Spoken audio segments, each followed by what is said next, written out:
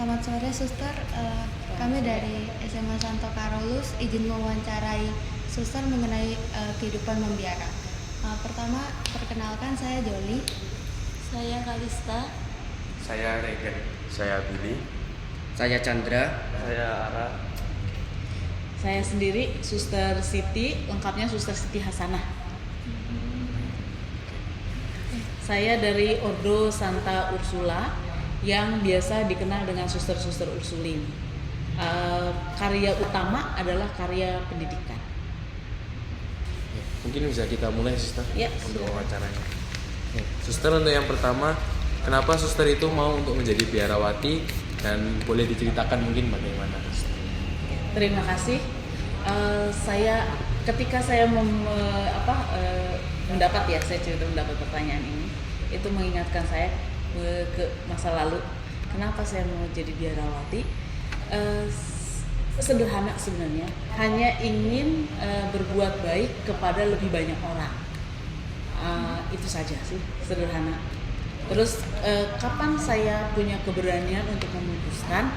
Itu prosesnya adalah ketika saya lulus SLTA, saya kepengen sekali, kan saya kerja, kepengen sekali bisa misa setiap hari Minggu.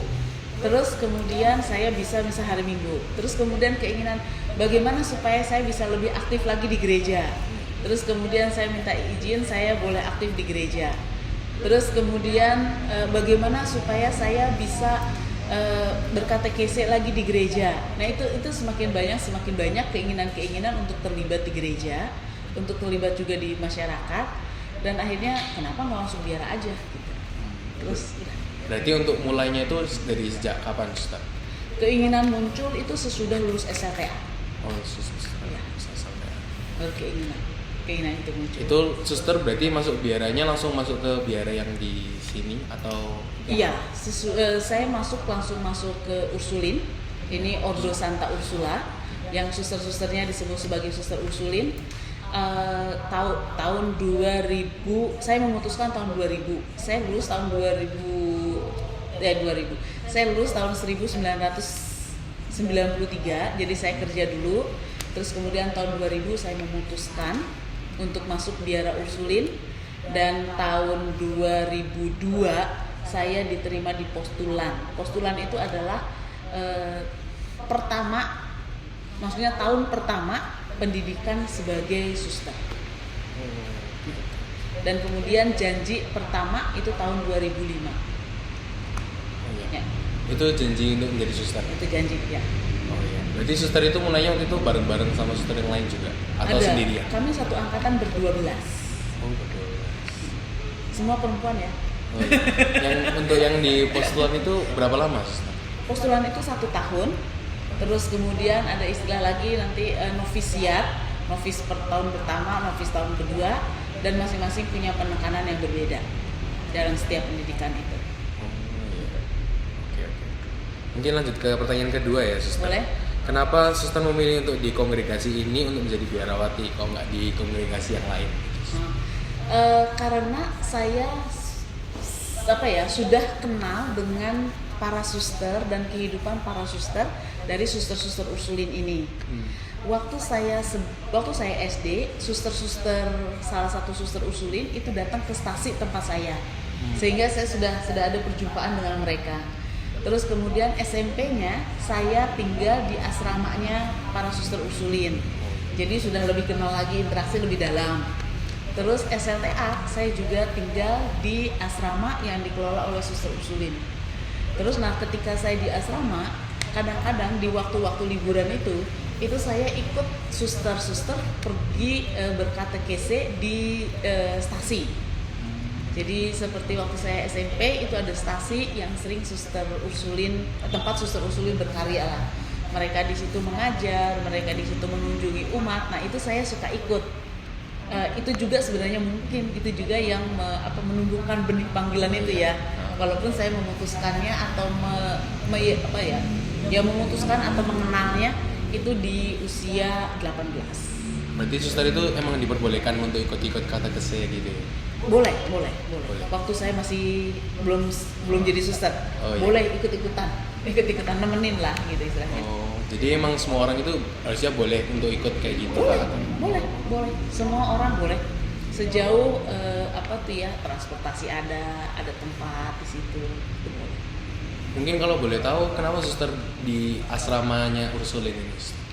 Yang mana? Waktu Yang- SMP. Pada saat SMP atau yang pas saat SLTA? Karena sekolah Katolik terdekat dengan stasi saya itu jarak 50 kilo dan sekolah Katolik, dan tidak ada memang ada yang kos, tapi saya lebih memilih di asrama. Merasa asrama itu buat saya lebih aman, lebih banyak temen gitu.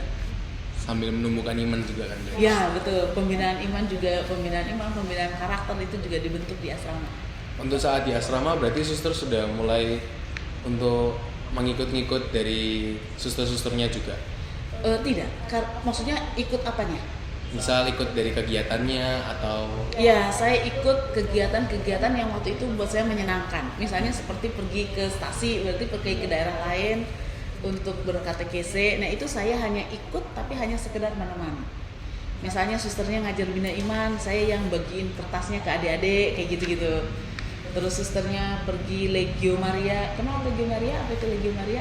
Oh, itu salah satu kelompok doa lah. Kelompok doa. Nah, susternya yang ada di situ, saya ikut berdoa saja di situ kayak gitu-gitu. Enggak terlibat banyak. tapi cukup ikut dalam kegiatannya kan? Kegiatannya.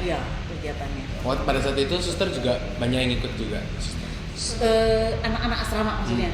Anak asrama ada 2 atau 3 orang yang sering ikut-ikutan suster-suster itu. Gitu. Tapi yang memutuskan untuk menjadi suster hanya saya. Oh, Di teman-teman ini, di antara teman-teman. ya. Ini untuk pertanyaan selanjutnya itu apakah keluarga ikhlas atau tidak ketika suster menjadi biarawati? Keluarga saya mendukung.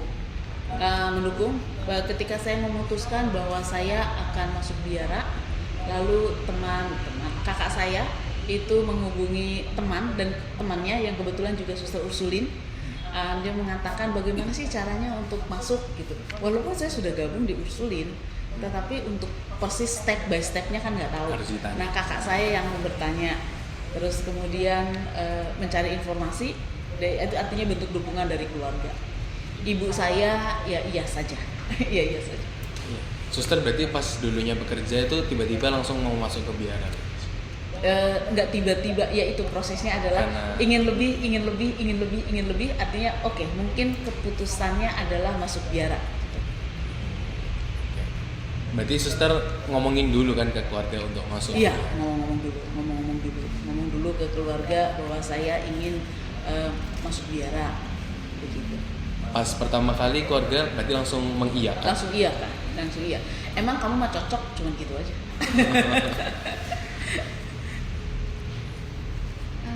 Pertanyaan selanjutnya itu apakah ada kesulitan yang pernah suster alami ketika menjalani hidup sebagai biarawati? Lalu bagaimana cara mengatasinya? Kalau ngomong kesulitan itu bukan berarti sulit banget gitu ya. Tetapi ada tantangan lah. Kalau misalnya mau mengatakan ada tantangan. Yang paling terasa itu adalah tantangan penyesuaian diri. Sebagai suster itu kan siap ya dipindah-pindah gitu. Saya sudah 20 tahun sebagai biarawati itu dipindah 7 kali, 7 rumah ke berbagai tempat. Timor Leste kalau pernah dengar kata itu, terus negara ya sekarang negara terpisah. Terus saya juga pernah ke Nias, Pulau Nias di Sumatera Utara, di Jawa, di Jakarta. Nah itu kan kulturnya kan berbeda. Ya. Kulturnya itu berbeda. Nah itu penyesuaian diri. Selain juga penyesuaian diri ketika kita masuk ke komunitas atau biara yang baru, kan ada suster-suster yang lama, sedangkan saya baru. Itu juga harus menyesuaikan diri. Terus juga di tempat kerja itu juga menyesuaikan diri. Terus untuk tempat-tempat tertentu dengan perbedaan bahasa itu juga perlu menyesuaikan diri. Ya bahasa itu buat saya yang paling menyulitkan ya, karena apalagi kalau bahasanya sudah sangat-sangat berbeda. Berarti suster pas awal-awal masuk ke biara Ursulin ini juga menyesuaikan dirinya agak kesulitan? Iya, agak kesulitan ada beberapa hal yang nilai-nilai hidup yang waktu saya sebelum masuk terus kemudian harus diubah karena hidup bersama. Salah satu contoh adalah konsekuensi dari kaum kemiskinan. Kalau kemiskinan itu kan kita tidak boleh memiliki, tapi barang itu kita boleh ada asalkan kita butuh. Nah, konsep butuh itu kita harus minta. Aduh, waktu itu karena saya kan udah kerja, udah punya duit sendiri, bisa kelola sendiri. Sementara sekarang untuk beli sabun yang harganya 2.500, saya harus bilang ke pimpinan, "Suster, apakah saya boleh minta uang untuk beli sabun, untuk beli ini?" Aduh, untuk hal kecil itu rasanya harga diri itu agak kayak gimana gitu. agak Karena gimana. awalnya kan suster emang bekerja terus bisa beli sendiri gitu. Bisa beli sendiri barang-barang yang kayak gitu-gitu, itu awalnya itu buat saya berat. Untuk apa-apa minta itu buat saya berat waktu itu. Ya sebagai orang yang sudah mandiri tadinya. Terus tiba-tiba harus begitu. Berarti kalau di kesusteran itu semua kalau misal butuh barang itu harus minta ke pimpinan. Minta ke pimpinan, mengajukan ke pimpinan. Kalau sekarang sudah lebih dipermudah, kita menuliskan budget bulanan apa yang mau dibeli. Terus kemudian suster ini saya butuh sekian, terus susternya akan ACC, dan kemudian di akhir bulan kita akan membuat laporan dengan nota-nota, sisanya juga dikembalikan. Kalau di tengah jalan kita kurang, kita juga boleh mengajukannya. Berarti sudah harus di list dari awal ya kalau sekarang. Ya, usahakan kamu harus tahu apa yang mau kamu beli. Selama itu dalam jangka waktu berapa? Misalnya sebulan? 1 bulan. Oh, 1 bulan. Kalau untuk kesulitan di sebagai biarawan, kayak kesulitan iman itu gak ada sih? Kesulitan iman tentu saja ada, karena beriman itu kan berproses. Ya, kadang-kadang kita merasa dekat banget sama Tuhan, kadang-kadang kita merasa jauh gitu sama Tuhan. Ya ketika ada tantangan-tantangan, kesulitan-kesulitan gitu, ya kadang-kadang Tuhan, kamu tuh di mana sih? Kok saya harus ngalamin saya suka mengatakan diri itu kok saya sulit ya menyesuaikan diri di sini. Kok untuk aja ada. Nah, itu kadang-kadang tantangan-tantangan yang kayak gitu itu ini Tuhan di mana gitu. Tapi walaupun begitu, ada satu sisi bahwa kita mempertanyakan Tuhan, tetapi di satu sisi itu ada iman bahwa Tuhan juga tidak akan meninggalkan. Nah, tarik ulur itu nggak bisa dijelaskan, hanya bisa dialami. Dan berarti kan kayak tetap kayak di mana Tuhan, tapi tetap percaya kalau misalnya Tuhan tidak akan meninggalkan. Iya, betul gitu, kayak gitu. Oh, iya. Kayak gitu. Oh ya, untuk kesulitan atau tantangan itu yang itu ya tentu saja saya belajar. Saya bertanya ke suster-suster, ke teman-teman sepekerjaan, dan saya juga belajar bahasa. Maksudnya walaupun untuk untuk komunikasi dasar itu belajar. Berarti suster udah belajar banyak bahasa. Saya waktu saya di Timor Leste itu saya belajar bahasa Tetum. Oh, Ada bahasa Tetum. bahasa yang di sana. Bahasa lokal. Oh, Bahasa lokal. Ketika saya di Nias itu ya bahasa hanya untuk sapaan ya, untuk sapaan saja, saya nggak betul-betul mendalam gitu. Ya di Nias ya belajar bahasa apa kabar, halo, kayak gitu-gitu untuk menyapa sehari-hari.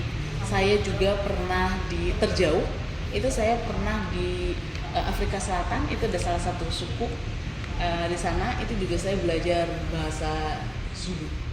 Oh. Ada bahasa Zulu. Cukup kesulitan nggak suster kalau yang di Afrika Selatan yang jauh-jauh gitu?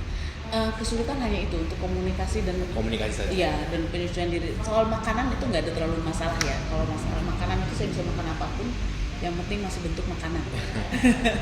Tapi untuk bergaul, kayak gitu-gitu tuh, karena saya orang yang cenderung mungkin misalnya Sister Siti ngomongnya banyak, tapi sebenarnya itu perlu effort gitu.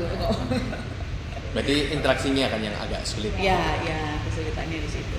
Kalau suster pergi-pergi gitu, berapa lama suster belajar bahasanya? Kalau itu nggak ada. Kalau untuk Afrika Selatan, saya dipersiapkan hanya untuk belajar bahasa Inggrisnya sebagai bahasa dasar. Terus kemudian, tapi untuk bahasa lokalnya, memang ada yang ngajarin saya tata bahasanya. Itu semaunya saya. Maksudnya kita mau berapa lama. Tapi banyak itunya bergaul ya, bahasa sehari-hari ya dari penduduk, interaksi dengan orang-orang setempat. Kalau ditempatkan kayak gitu berapa lama? Oh, nggak mesti. Nggak mesti. Saya waktu itu 3 tahun saya di sana. Di Afrika Selatan. Di Afrika Selatan itu di suku itu 3 tahun. Kalau yang paling cepat berapa? Rata-rata saya 3 tahun. Oh, rata-rata 3 tahun. Ya, rata-rata 3 tahun. Untuk penempatan itu berarti dari pemimpin langsung. Dari pimpinan. Untuk pertanyaan selanjutnya, apakah suster pernah berpikir untuk keluar dari biarawati? Kalau jika ada, cara mengatasi menetapkan hati sampai hari ini menjadi biarawati? Saya kadang-kadang itu muncul apakah ini panggilan atau bukan, gitu ya. Kadang-kadang seperti gitu ya, keraguan-keraguan. Apakah keputusan yang saya ambil ini sudah tepat atau belum? Kadang-kadang keputusan ini. Biasanya yang menggoda itu adalah urusan keluarga. Nah, ketika keluarga ada terjadi apa, terus saya bilang saya nggak bisa bantu. Kan sebagai suster itu kita kan nggak bisa. Oh ya, keluarga lagi bagaimana, saya pulang begitu saja kan juga nggak bisa, karena juga kan terikat dengan ketaatan ya, atau ada aktivitas atau kegiatan-kegiatan atau pekerjaan di biara, nggak bisa begitu saja. Nah, kadang-kadang kalau kayak gitu itu kan ada di sini pengen pulang, pengen lihat, pengen terlibat dengan suka duka keluarga gitu ya, tapi juga ada kegiatan di sini, ada tanggung jawab di sini. Nah, itu kadang-kadang suka ada gitu. Tetapi kalau mau ngomong soal keluar yang sungguh-sungguh keluar gitu, enggak. Tapi suka ada pertanyaan-pertanyaan di dalam diri, apakah ini sungguh panggilan? Tapi itu hanya di awal-awal. Jadi sekitar 5 tahunan awal, 5 tahunan. Tapi kalau kesininya sudah enggak. Nah, itu secara suster ngatasinya awal-awal tuh gimana, suster? Kalau misalnya ada kayak kepikiran ini panggilan atau bukan, atau cuman mungkin penasaran gitu kan? Saya tanya ke pembimbing rohani. Ada suster yang memang mendampingi kami secara khusus, dan saya punya atau ada suster di mana saya bisa ajak ngobrol dari hati ke hati tanpa tanpa takut ya. Kadang-kadang mungkin mereka tidak akan menghakimi, tapi tanpa takut saya dinilai, tanpa sangat seperti dihakimi gitu, dan bisa memberikan masukan-masukan yang sangat objektif. Itu sangat membantu. Berarti dari bimbingan rohani sama Konsultasi lah kalau ngomong gitu. Oh iya. Ya, atau bisa dari hati ke hati. Berarti kalau dari kegiatan atau interaksinya itu nggak ada yang kepikiran buat untuk keluar? Enggak. Dengan sesama suster atau di pekerjaan enggak. Nggak ada. Berarti enjoy aja kan? Saya happy di sini. Happy di biara. Apa sih yang membuat happy, bahkan apa yang membuat saya kemudian ya di sini ya. Yang pertama itu memang walaupun secara iman itu kita itu seperti spiral, kadang merasa dekat, kadang merasa jauh gitu ya dengan Allah sendiri, tetapi tetap perasaan tadi iman itu ya, itu di satu sisi mungkin seperti Yesus, ya Allah engkau mengapa engkau meninggalkan aku, tetapi di satu sisi bahwa hidupnya tergantung pada Allah. Itu ada satu sisi juga seperti itu. Jadi saya tetap berpikir bahwa dengan menjadi suster saya bisa dekat dengan Allah, juga terbantu dengan doa-doa yang teratur, baik pribadi maupun secara komunitas, itu membantu kedekatan, membantu juga menumbuhkan iman.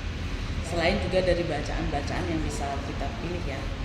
Terus juga di biara itu menjadi suster itu kita juga bisa mengembangkan diri, diberi kesempatan untuk mengembangkan pribadi. Seperti waktu itu saya kan mengatakan, suster bisa nggak saya menjadi misionaris? Karena tuh menjadi misionaris, awalnya hanya menjadi misionaris.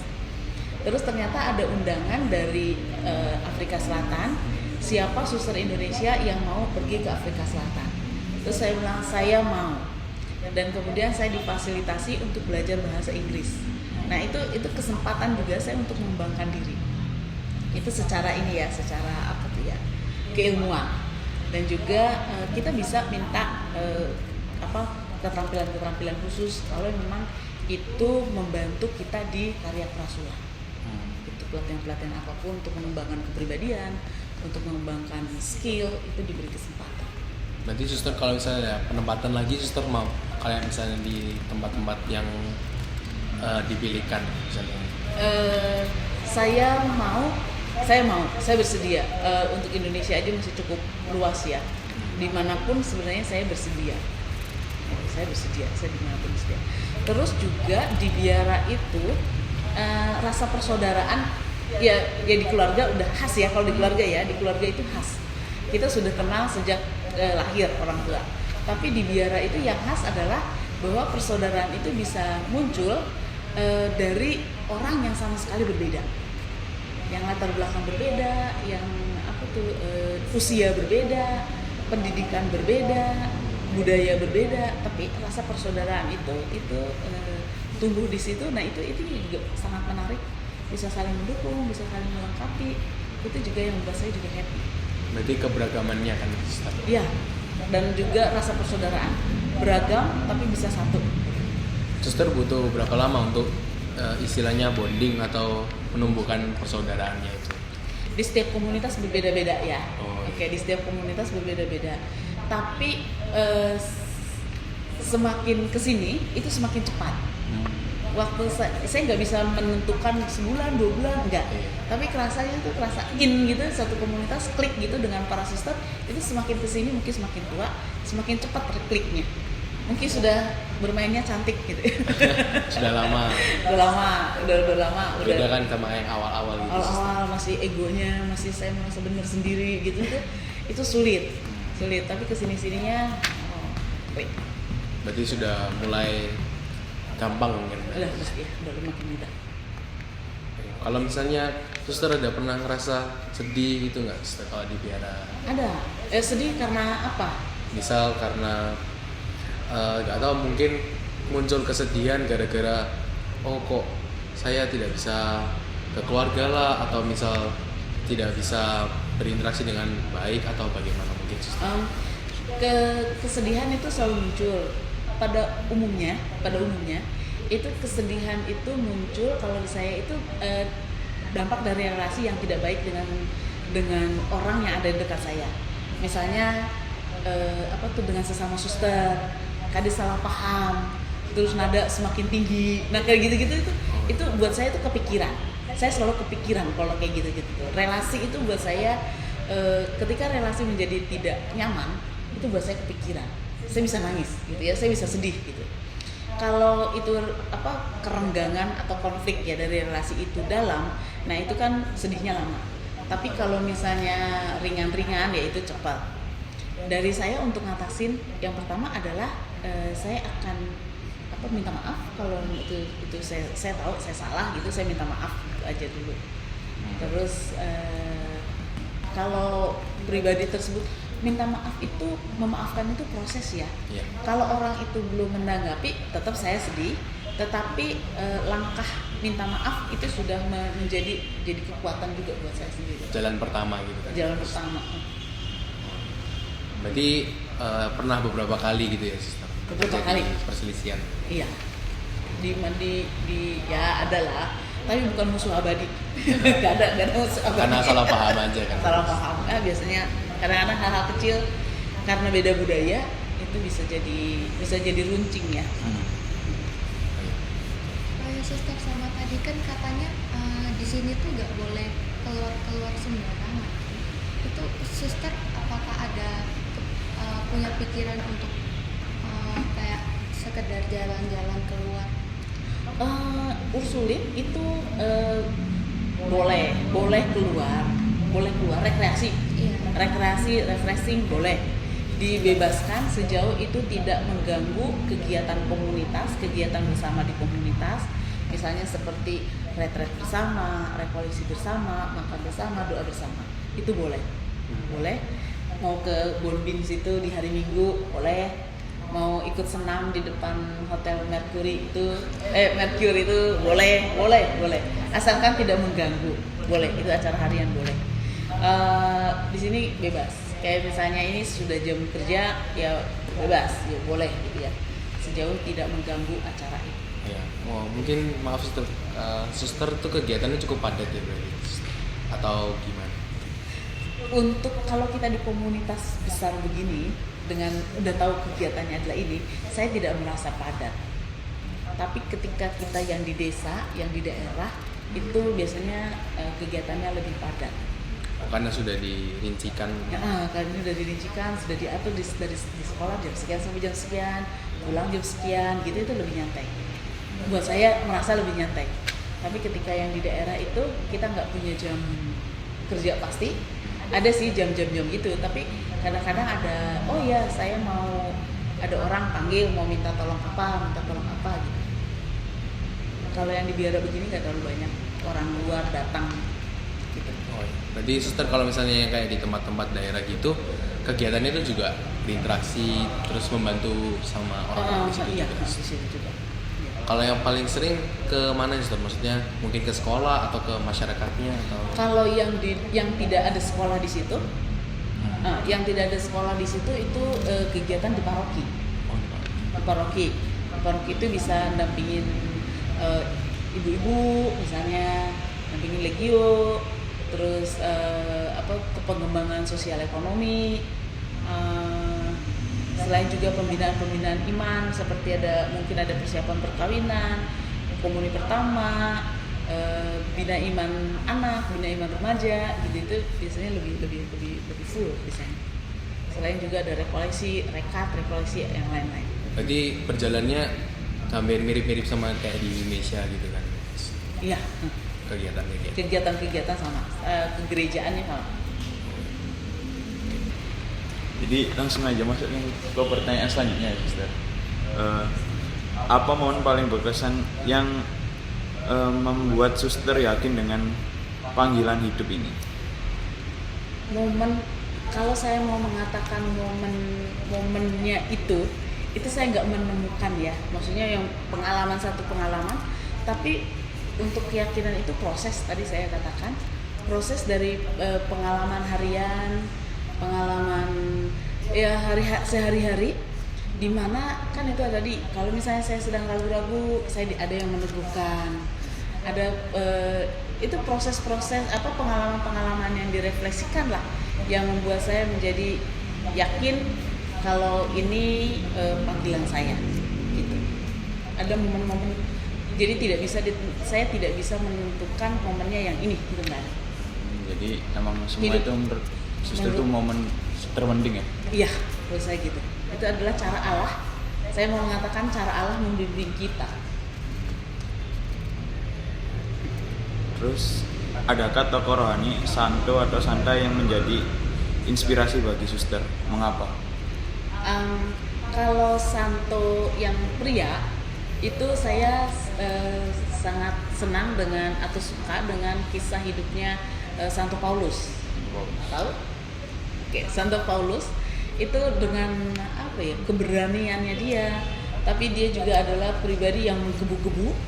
Tapi di satu sisi dia juga orangnya menggebu-gebu, tahu orangnya tuh ceplos-ceplos, itu saya suka apa adanya. Itu salah satu hal yang saya suka dari Santo Paulus. Tapi juga Santo Paulus itu mendengarkan Allah, jadi membiarkan dirinya juga dibimbing oleh Allah, mulai dari dia dari Damsyik sampai bahkan dia ke Yerusalem dan bahkan dia sampai ke Roma, dan juga hidupnya itu ya total gitu. Sepenuhnya. Terus kalau dari santanya adalah santa pendiri Ordo Santa Ursula, yaitu Santa Angela. Nah, hidup orang sederhana dari keluarga petani, tetapi punya dampak besar. Itu dari desa, benar-benar desanya juga kecil, sampai sekarang juga masih desa, tapi hidupnya itu kok punya dampak bahkan sampai ke Surabaya. Itu inspirasi buat saya. Terus saya mau bertanya, bagaimana pengalaman Suster dalam hidup bersama komunitas? Apakah pernah mengalami konflik dan bagaimana solusi untuk mengatasi permasalahan tersebut? Tadi sebenarnya saya mengatakan ada konflik, itu selalu ada ya, karena kesalahpahaman. Buat saya untuk mengatasinya itu dengan meminta maaf. Setiap ada konflik, saya bukan orang yang akan konflik saat ini dan kemudian saya adu mulut. Enggak. Kalau orang sudah tinggi, nada tinggi dan menurut saya sudah nggak bisa lagi nih, udah mentok, saya akan mundur. Saya akan melihat ini sebenarnya permasalahannya di mana, objektifnya bagaimana. Saya juga mundur, juga saya bisa bertanya kepada orang lain, kasusnya bagaimana, meminta pendapat orang lain, dan kemudian saya akan minta maaf. Kalau misalnya orangnya belum mau memaafkan itu gimana? Saya ya pertama memang saya akan mendoakan pribadi itu, saya akan mendoakan untuk diri saya sendiri, saya mendoakan pribadi itu juga. Ketika semuanya saya pikir dibawa dalam doa itu meringankan. Konflik pun ketika saya bertemu dengan pribadi yang pernah konflik gitu, itu sudah tidak ada lagi kemarahan, tidak ada kebencian. Kalau itu Tuhan disertakan, itu dibawa dengan doa. Saya mau bertanya dengan pertanyaan selanjutnya. Apa yang paling membahagiakan hidup sebagai biarawan hingga sampai saat ini, Suster? Oke, yang tadi membahagiakan tadi maaf ya, nanti yang tadi itu dicabut tadi. Tadi saya mengatakan bahwa di biara itu setiap pribadi diberi kesempatan untuk berkembang. Jadi memang ada tawaran untuk misalnya ada kursus untuk mengembangkan kepribadian, kursus untuk mengembangkan spiritualitas, untuk mengembangkan iman, dan juga kursus atau keterampilan yang untuk mengembangkan skill. Nah itu yang membuat saya juga semakin mengenal diri saya sendiri, mengenal kemampuan, mengenal keterbatasan, dan pada akhirnya hidup itu hanya bisa disyukuri. Gitu. Terus itu, dan ketika kita bisa bersyukur, kita juga merasa lebih dekat juga dengan Tuhan ya. Kita menjadi lebih bebas.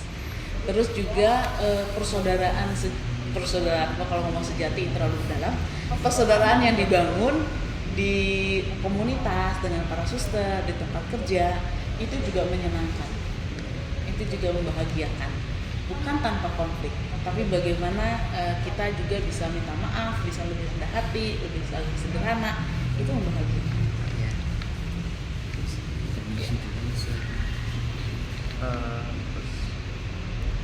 Pertanyaan selanjutnya, jika suster bisa mengulang waktu, apakah suster akan tetap menjalani hidup ini?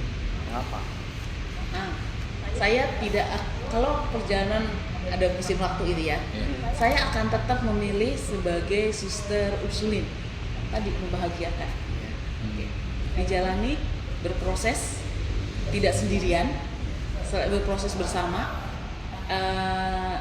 Jadi saya tidak akan mengulang rasanya.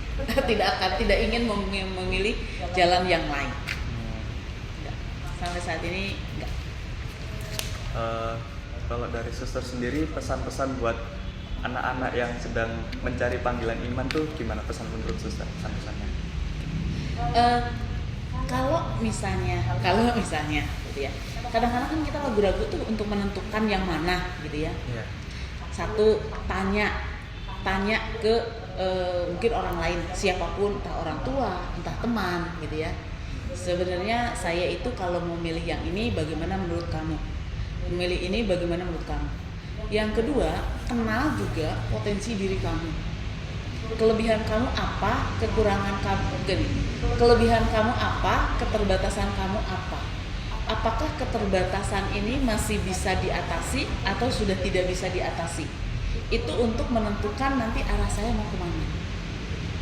Saya percaya bahwa setiap langkah yang kita ambil, asalkan itu sudah karena kita kenal diri sendiri, kita tanya juga pendapat orang lain, dan juga jangan lupa kita tetap berdoa, itu Tuhan akan membimbing, dan setiap langkah yang kita ambil itu adalah cara Tuhan untuk menunjukkan apa yang harus langkah-langkah yang tepat.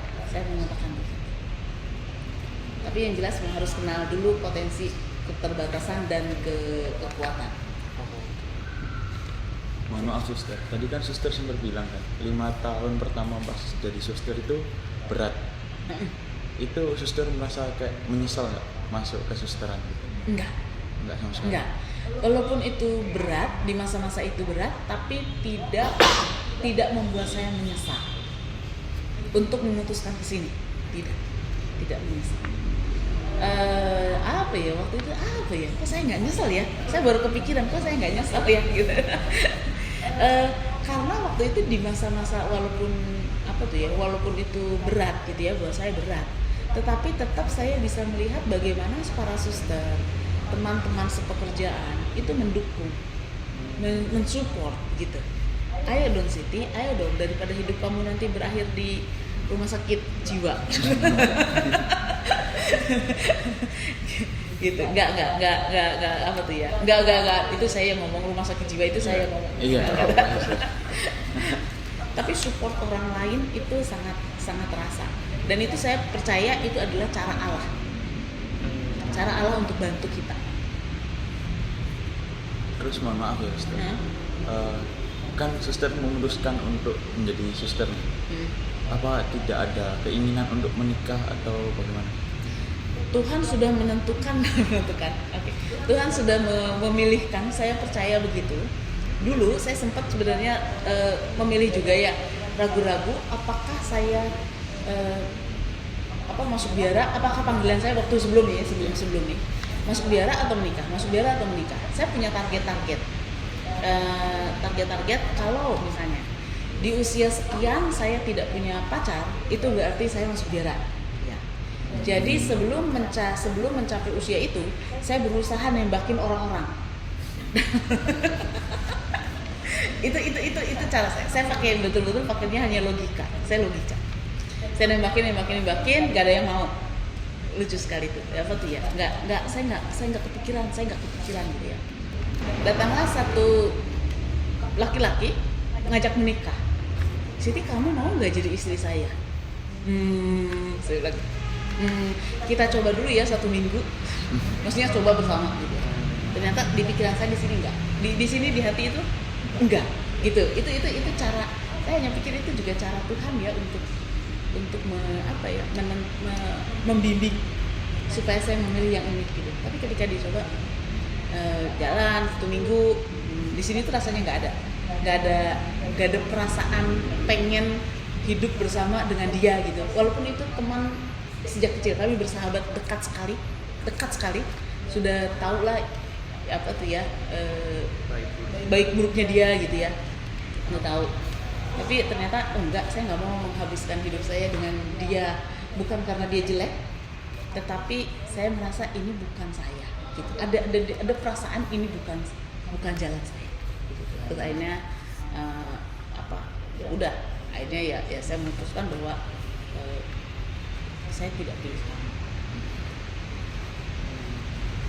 Terus dia tahu lah gejala-gejalanya karena awal kami betul bersahabat. Terus udah nggak ada yang sakit hati, saya nggak mau ada yang sakit hati.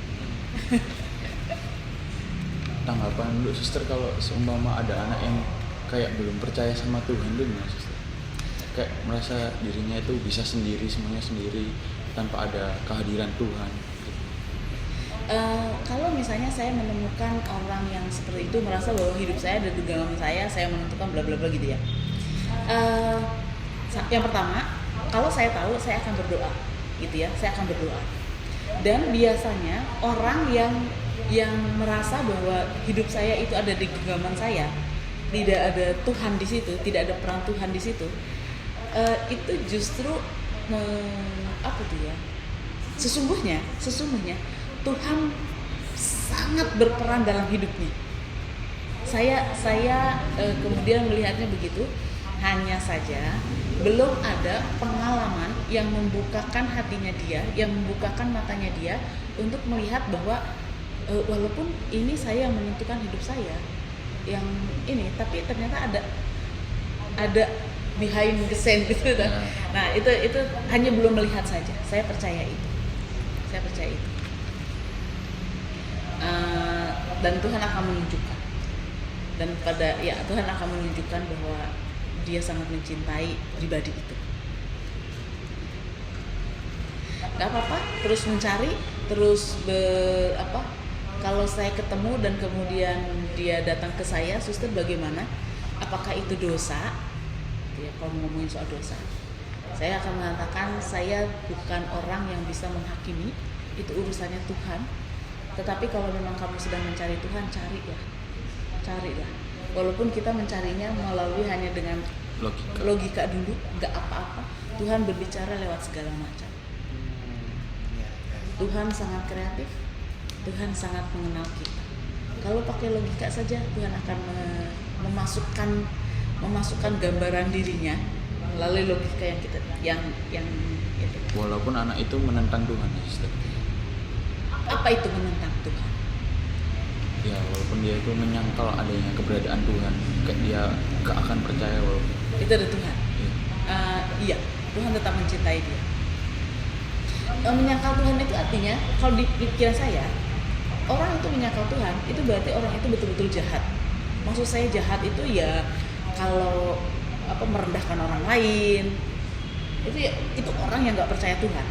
Itu adalah orang yang merendahkan orang lain, hidupnya merendahkan orang lain, dia merendahkan orang lain, merendahkan dirinya. Itu adalah orang yang nggak percaya kepada Tuhan. Tapi sejauh dia itu adalah masih suka nolong, percaya akan kebaikan, itu artinya dia masih percaya sama Tuhan. Walaupun tidak diakui, tapi di kedalamannya itu dia tahu bahwa Tuhan itu ada. Ya, walaupun tidak terungkap ya. Kamu termasuk yang mana? Yang menyangkal Tuhan berarti menyangkal dirimu sendiri. Percaya Tuhan. Percaya Tuhan. Percaya. Meskipun saya bukan Katolik, tapi saya percaya Tuhan. Oke. Orang yang nggak percaya Tuhan adalah orang yang tidak bisa menghargai dirinya sendiri, apalagi menghargai orang lain. Itu orang yang tidak percaya Tuhan. Terima kasih. Terima kasih sudah datang. But we're still where we started. Same things, the same things. Yeah. We jump in the deep end, yeah. I said, hey, we don't need to leave all of the differences aside.